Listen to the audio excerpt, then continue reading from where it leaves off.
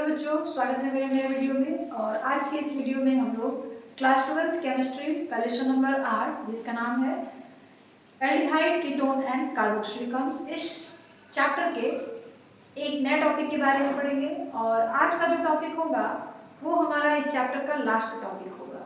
और आज जो हम लोग पढ़ने वाले हैं वो मुख्य रूप से दो यौगिक के बारे में हम लोग पढ़ेंगे। और दोनों यौगिक जो है काफ़ी इंपॉर्टेंट है। पहला है मेथेनोइक अम्ल और दूसरा है एथेनोइक अम्ल। यही दोनों यौगिक के बारे में पढ़ना है और यही जो है इस चैप्टर का लास्ट टॉपिक है। ठीक है, तो चलिए हम लोग टाइम का बिना नुकसान किए हुए स्टार्ट करते हैं अपने टॉपिक को। और टॉपिक है हमारा फार्मिक अम्ल।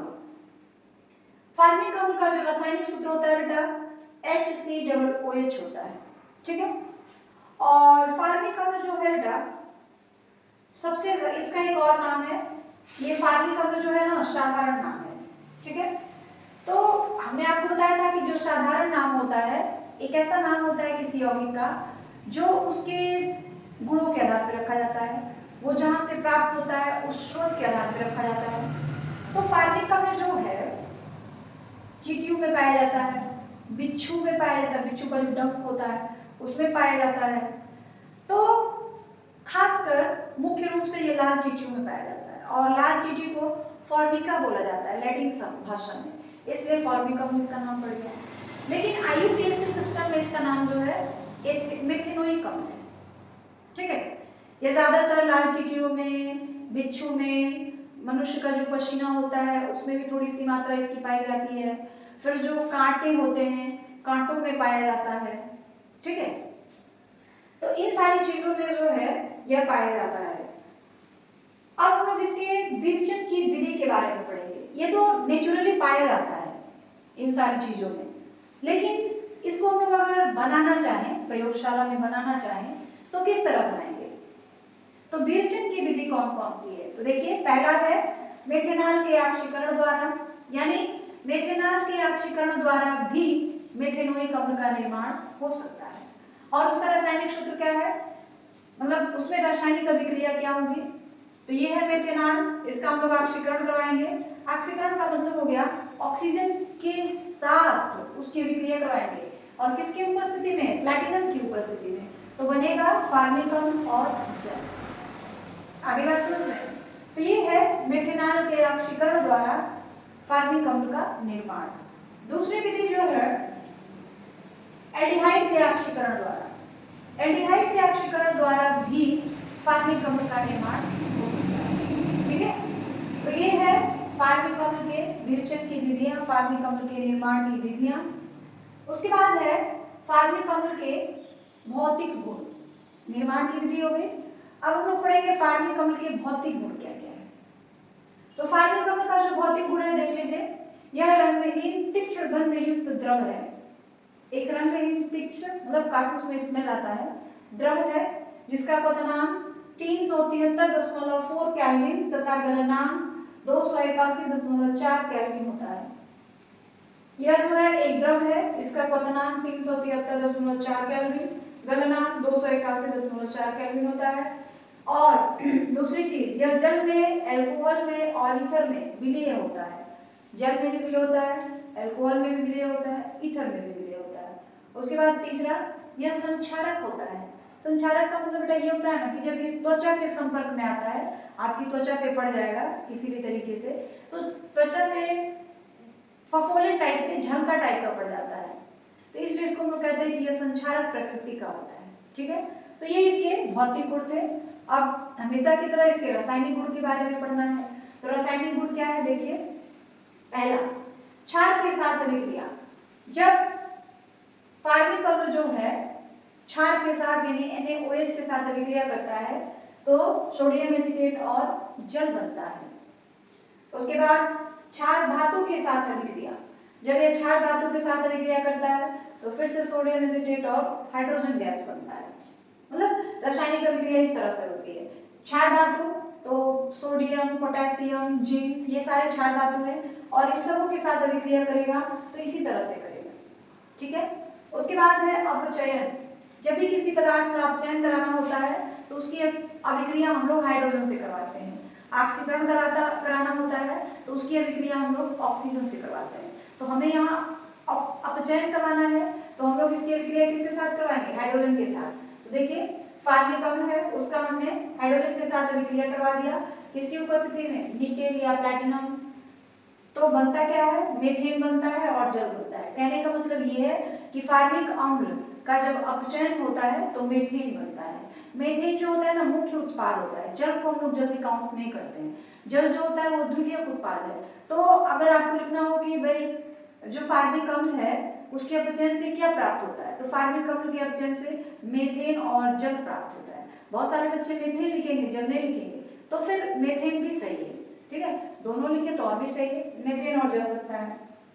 फिर HI द्वारा प्लैटिनम की उपस्थिति में भी मीथेन देता है। मतलब जब HI के द्वारा इसका ऑक्सीकरण अपचयन करवाया जाता है, मतलब HI के साथ इसकी अभिक्रिया करवाई जाती है लाल फास्फोरस की उपस्थिति में, तब भी यह जो है मीथेन ही बनाता है, मीथेन जल और आयोडीन बनाता है, ठीक है। उसके बाद है ताप का प्रभाव। तो ताप का प्रभाव क्या है कि जब इसको हम लोग गर्म करते हैं लगभग 160 डिग्री सेल्सियस पे, 170 डिग्री सेल्सियस पे, तो यह अपघटित हो जाता है और अपघटित होकर कार्बन डाइऑक्साइड और हाइड्रोजन गैस बनाता है, ठीक है। उसके बाद है निर्जलीकरण। निर्जलीकरण का मतलब हो गया कि इसमें से जल को कैसे हम लोग बाहर निकालेंगे। तो देखिए जब हम लोग मेथेनोइक अम्ल को सार्ध सल्फ्यूरिक अम्ल की उपस्थिति में 160 डिग्री सेल्सियस पे गर्म करते हैं तो जल बनता है और कार्बन मोनोऑक्साइड बनता है। इसी को हम लोग कहते हैं कार्बोक्सिलिक अम्ल का निर्जलीकरण या मेथेनोइक अम्ल का निर्जलीकरण। मतलब जब मेथेनोइक अम्ल को शांत सल्फ्यूरिक अम्ल की उपस्थिति में 160 डिग्री सेल्सियस पर गर्म किया जाता है तो उसमें से जल जो होता है वो बाहर निकल जाता है, इसी को हम लोग कहते हैं मेथेनोइक अम्ल का निर्जलीकरण, ठीक है। आगे फार्मिक अम्ल के उपयोग, ये तो इसके कुछ रासायनिक गुण थे। अब है कि फार्मिक अम्ल के उपयोग क्या क्या होते हैं। तो फार्मिक अम्ल के उपयोग देख लीजिए। पहला है फलों के संरक्षण में, फलों को पकाने उकाने, जैसे होता है ना कभी कभी क्या होता है कि केला होता है, जब केला बहुत ज्यादा फल जाता है तो केले का जो पेड़ होता है वो गिर जाता है, गिरने के बाद केले को हम लोग काट करके रख लेते हैं, कच्चा रहता है तो उसमें हम लोग थोड़ा सा ना फार्मिक अम्ल लगा करके रख देते हैं, तो इससे क्या होता है जो केला होता है ना वो पकने लगता है और खराब नहीं होता है। तो वही बताया जा रहा है कि फलों के संरक्षण में, कपड़ों की रंगाई में, जहाँ कपड़े की फैक्ट्री होती है, कपड़े का इंडस्ट्री होता है, वहाँ पर कपड़ों की रंगाई में इसका यूज होता है। चमड़े उद्योग में इसका उपयोग होता है, जीवाणुनाशक के रूप में इसका उपयोग किया जाता है और औषधि के निर्माण में भी इसका उपयोग किया जाता है। सबसे जरूरी तो यही है बेटा, औषधि के निर्माण में इसका बहुत ज्यादा उपयोग किया जाता है, ठीक है। तो ये था फार्मिक अम्ल या मेथेनोइक अम्ल के बारे में उसकी पूरी जानकारी कि मेथेनोइक अम्ल है क्या, मेथेनोइक अम्ल बनता कहाँ है, मेथेनोइक अम्ल पाया कहाँ जाता है, मेथेनोइक अम्ल के भौतिक गुण क्या है, मेथेनोइक अम्ल के रासायनिक गुण क्या है और उसके उपयोग क्या होते हैं, ठीक है। तो ये सारी चीजें क्लियर है आपको, कोई दिक्कत नहीं है। तो जल्दी से इसका स्क्रीनशॉट ले लीजिए, फिर हम लोग आगे बढ़ेंगे, ठीक है, कोई दिक्कत नहीं है, आगे बढ़ा जाए। चलिए अब हम लोग ये पढ़ेंगे कि जो एसिटिक अम्ल है वो क्या है, कैसे बनता है, उसके उपयोग क्या है, भौतिक गुण क्या है और रासायनिक गुण क्या है। इसी में ये पूरा चैप्टर जो है खत्म हो जाएगा, ठीक है। तो चलिए स्टार्ट करते हैं।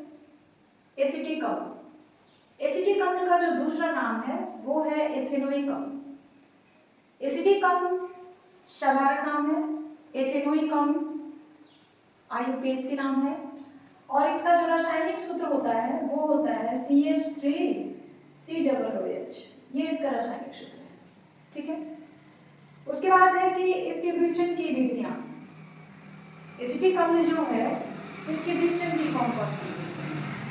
तो एसिटिक अम्ल के विरचन की जो प्रयोगशाला विधि है वो ये है कि जब एथेनॉल की अभिक्रिया K2Cl2O7 यानी पोटेशियम डाइक्रोमेट और तनु H2SO4 से कराने पर एसिटिक अम्ल प्राप्त होता है। मतलब जो एथेनॉल है, एथेनॉल का सूत्र होता है C2H5OH,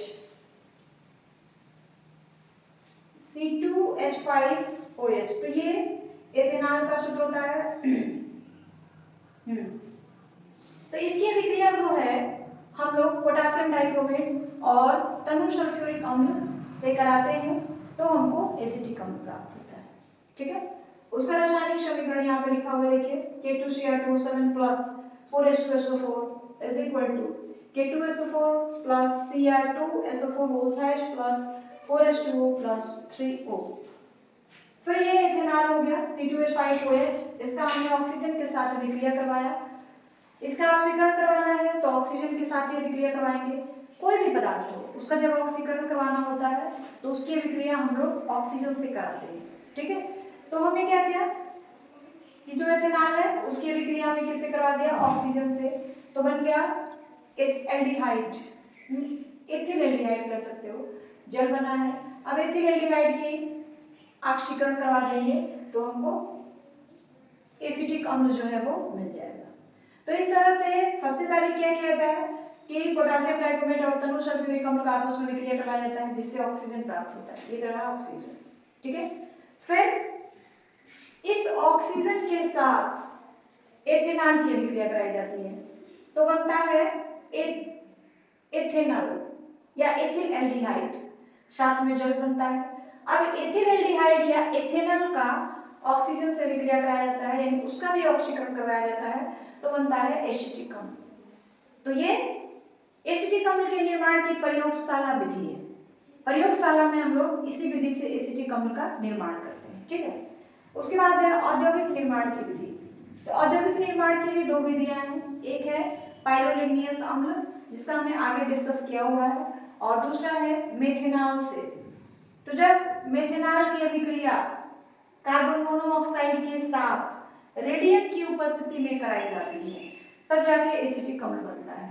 तो ये जो है एसिटिक अम्ल बनाने की औद्योगिक विधि है कि जब मेथेनॉल की अभिक्रिया कार्बन मोनोऑक्साइड के साथ रोडियम की उपस्थिति में कराई जाती है तब जो है एसिटिक अम्ल बनता है। तो ये औद्योगिक विधि है। औद्योगिक विधि आपको पता ही होना होगा कि जब काफी बड़े पैमाने पर हमको कोई भी चीज बनाना होता है तो हम लोग वहां पे औद्योगिक विधि का प्रयोग करते हैं। ठीक है, उसके बाद है एसिटिक अम्ल के भौतिक गुण क्या क्या है। एसिटिक अम्ल रंगहीन, खट्टे स्वाद युक्त, तीक्ष्ण गंध वाला द्रव है, यानी एसिटिक अम्ल भी एक तरह का द्रव है जो कि स्वाद में कैसा होता है, खट्टा होता है। वैसे भी एसिटिक अम्ल आप कह रहे हैं तो यह एक अम्ल है, और सारे अम्लों की ये खासियत होती है कि अम्ल जो होते हैं स्वाद में खट्टे होते हैं। जब हम लोग एसिड बेस साल्ट का डेफिनेशन पढ़ते हैं तो पहले हम लोग को पढ़ाया जाता है कि अम्ल जो होते हैं स्वाद में खट्टे होते हैं, तो एसिटिक अम्ल है तो जाहिर सी बात है स्वाद में खट्टा ही होगा। ठीक है, दूसरा है यह जल, अल्कोहल और ईथर में विलय होता है, जल में, अल्कोहल में और ईथर में विलय होता है। तीसरा, इसका हिमांक 16.5 डिग्री सेल्सियस होता है और क्वथनांक 118 डिग्री सेल्सियस होता है। हिमांक का मतलब हो गया ना कि उतने डिग्री सेल्सियस पर यह जम जाता है। जब उसका तापमान 16.5 डिग्री सेल्सियस होगा तो यह जमकर बर्फ की तरह क्रिस्टल में बदल जाएगा। हालांकि ये होता है द्रव के रूप में, लेकिन जब उसका तापमान 16.5 डिग्री सेल्सियस कर दिया जाएगा तो वह जम करके बर्फ बन जाता है। उसके बाद क्वथनांक, द्रव की अवस्था में पाया जाता है तो इसका क्वथनांक होगा, और क्वथनांक होता है 118 डिग्री सेल्सियस, यानी 118 डिग्री सेल्सियस ताप पर इसको गर्म करेंगे तो यह भाप बनकर जो है उड़ने लगेगा। ठीक है, उसके बाद है यह सल्फर, आयोडीन और अनेक कार्बनिक यौगिकों के लिए अच्छा विलायक माना जाता है। जब एक द्रव है तो हर द्रव कहीं ना कहीं विलायक के रूप में उपयोग किया जाता है। तो ये किस किस यौगिक के लिए विलायक के रूप में काम करता है, सल्फर के लिए, आयोडीन के लिए, और भी कई सारे यौगिक हैं जिनके लिए यह अच्छा विलायक का काम करता है। फिर रासायनिक गुण, इसके रासायनिक गुण क्या क्या है।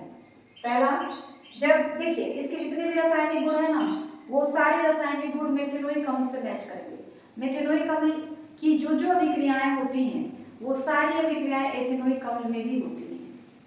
आपने जो जो अभिक्रिया मेथेनोइक अम्ल में पढ़ा है, फार्मिक अम्ल में पढ़ा है, वो सारी अभिक्रियाएं एथेनोइक अम्ल यानी एसिटिक अम्ल में भी होती हैं।